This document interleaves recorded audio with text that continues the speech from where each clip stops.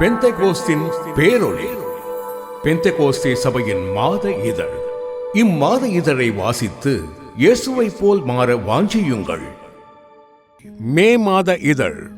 தேவனின் நம்பிக்கைக்கு பாத்திரர்.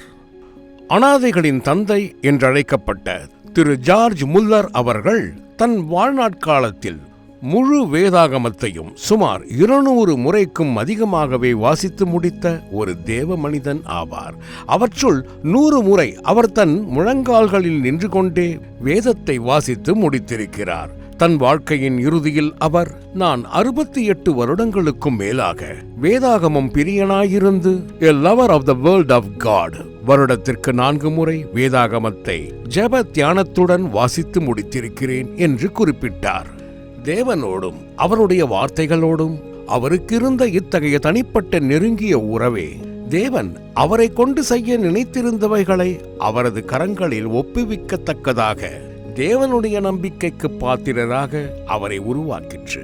முடிவாக அவருடைய 92வது வயதில் அவர் தனது மரணத்தை நெருங்கிக் கொண்டிருந்த நாட்களுள் ஒன்றில் அவர் தன்னுடைய வேதாகமத்தின் பக்கங்களை புரட்டி பார்த்து கொண்டிருந்ததை அவருடைய உதவியாளன் ஒருவன் கண்ணுற்றான். அவன் அவருக்கு அருகில் சென்று, ஐயா, உங்களுக்கு வேத வசனங்கள் யாவும் மிக நன்றாக தெரியுமே, அப்படி இருக்க நீங்கள் ஏதோ ஒரு வசனத்தை சற்று நேரமாக தேடிக்கொண்டிருக்கிறீர்களே என்று வியப்புடன் அவரை வினவினான். அவனுக்கு மறுமொழியாக அவர், இல்லை, குறிப்பிட்ட ஒரு திருவசனம் வேதாகமத்தில் எங்கிருக்கிறது என்று நான் தேடவில்லை.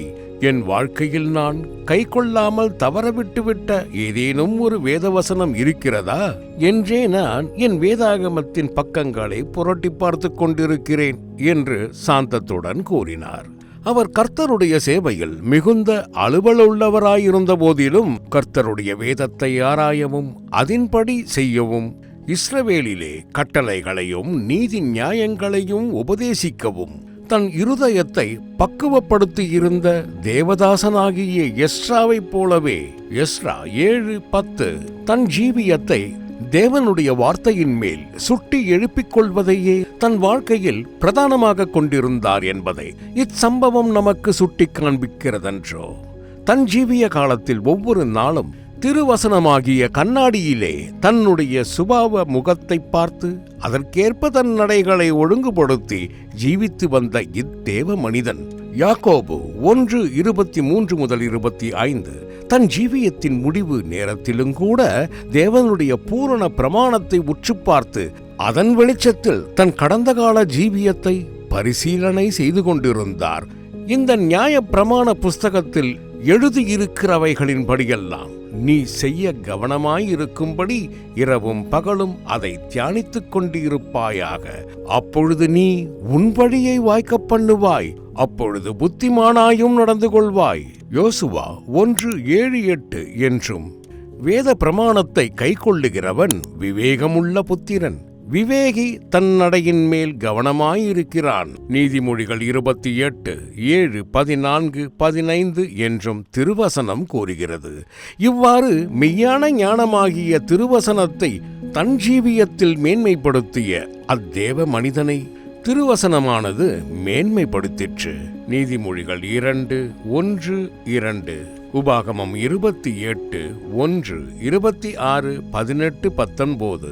நீ அதை மேன்மைப்படுத்து, அது உன்னை மேன்மைப்படுத்தும். கற்பனைக்கு பயப்படுகிறவனோ பலனடைவான். நீதிமொழிகள் 4:7, 8, 13, 13 என நாம் வாசிக்கிறோமன்றோ. இக்கற்பனைகளை கைக்கொண்டு போதிக்கிறவனே பரலோக ராஜ்யத்தில் பெரியவன் எண்ணப்படுவான். மத்தேயு 5:19 என நமது ஆண்டவர் உரைத்திருக்கிறவாறு மறுமையிலும் அவர் பரமபிதாவினால் மென்மைப்படுத்தப்பட்டிருப்பார் என்பதில் ஐயமில்லை. அருமையானவர்களே, நம் வாழ்க்கையில் நாம் திருவசனத்தை கனம் பண்ணுகிறவர்களாக அனுதினமும் அதை பிரியத்துடன் வாசித்து கைக்கொள்ளுவோமாயின் நாம் விவேகிகளாகவும் நம் செயலில் பாக்கியவன்களாகவும் நம் ஜீவிய பாதையில் எப்பக்கமும் வெற்றி சிறக்கிறவர்களாகவும் தேவன் தாம் நம்மை கொண்டு செய்யும்படி திட்டமிட்டிருக்கிறவைகளை நமது கரங்களில் ஒப்புவிக்கத்தக்கதாக அவருடைய நம்பிக்கைக்கு பாத்திரராகவும் இருப்போம் என்பது திண்ணம்.